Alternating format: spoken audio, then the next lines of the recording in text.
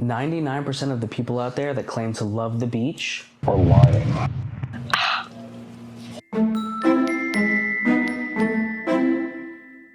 Listen up guys, David here, and I'm about to go on one of my famous summer rants. This time I'm taking aim at everyone's favorite summertime activity, the beach. The beach is awful. Wait, what? Just hear me out.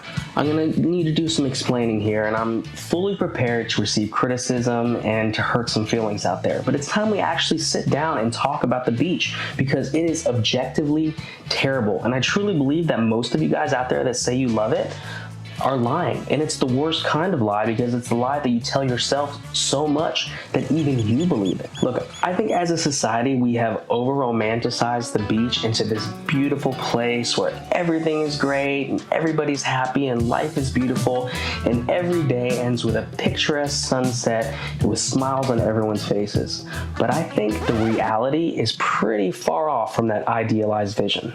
This is crazy. Who hates the beach? Well, I'm going to give you a list of reasons why the beach is awful. And I'll start with number one. It's so inconvenient.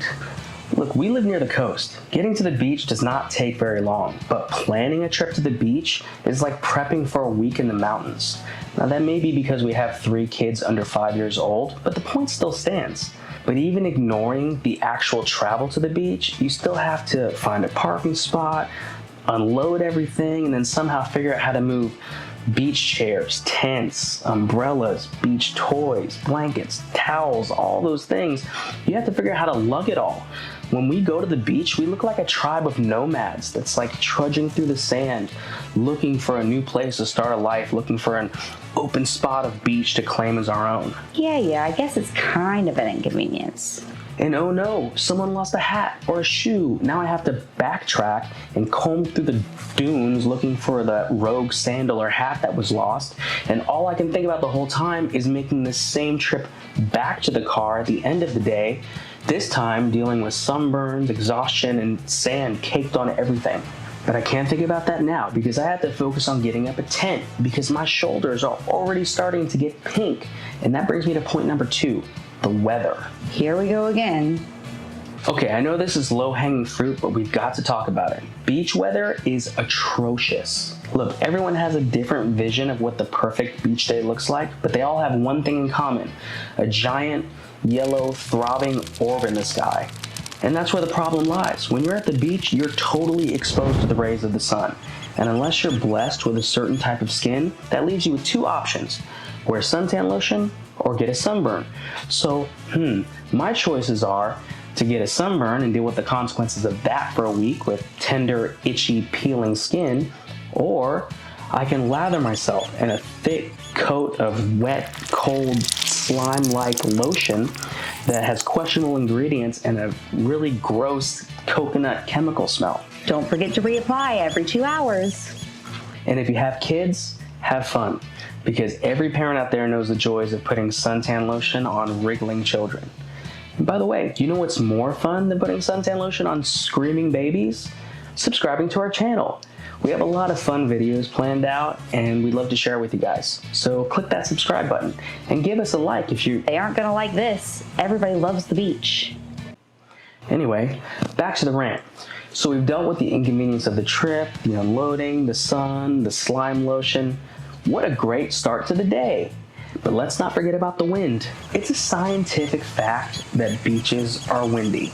And what better way to complement your fresh coat of slime than a large gust of wind that covers you in sand, basically turning you into a giant chicken tender ready to bake in your vacation oven. That brings us to point number 3. What now? Sand. Really?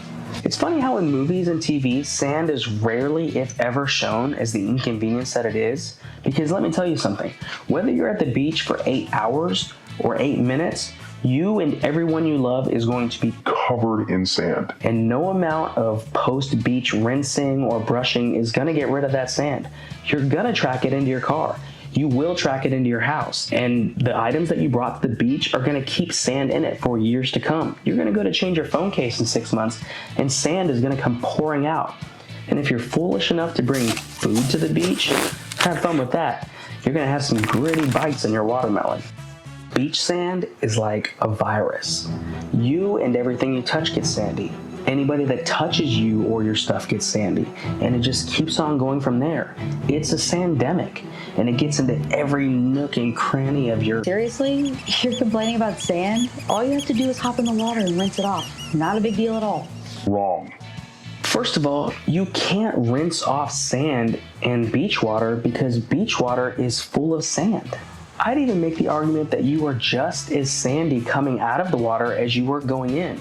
In fact, I think it's a little bit worse because that wet sand is way harder to get off than that dry caked on stuff. And let's really dig into this beach water thing because listen, if water is your thing, there are so many better options than the ocean. Objectively speaking, the ocean is a subpar recreational water experience. It's way more dangerous to swim in than a pool or a lake, and it's way harder to float in than in a river, and you're completely at the mercy of tides, waves, and the nightmare creatures that dwell on the ocean.